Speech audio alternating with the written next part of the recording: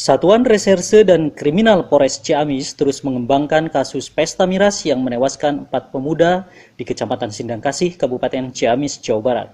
Saat ini, Satreskrim Polres Ciamis berhasil menemukan dan menyita sisa minuman keras oplosan yang sempat diminum oleh para korban. Selain itu, polisi juga terus memeriksa sejumlah saksi mata, termasuk para korban yang selamat dari maut.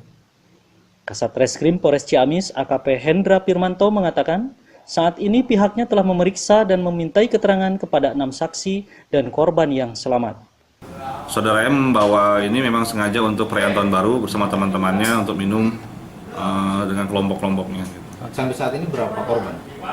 Sampai saat ini yang meninggal 4 orang. Yang untuk minum totalnya sebanyak yang kami datakan 18 orang.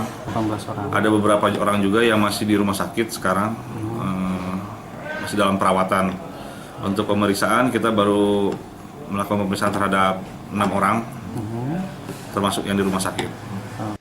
Hendra juga menambahkan, selain itu polisi juga berencana akan menggali kuburan beberapa korban untuk diotopsi guna kepentingan penyidikan. Sementara itu, kesedihan masih terasa di rumah duka para korban miras oplosan di Desa Sukaresi, Kecamatan Sindangkasih, Kabupaten Ciamis, Jawa Barat. Dari Ciamis, Jawa Barat, tim Bewara melaporkan.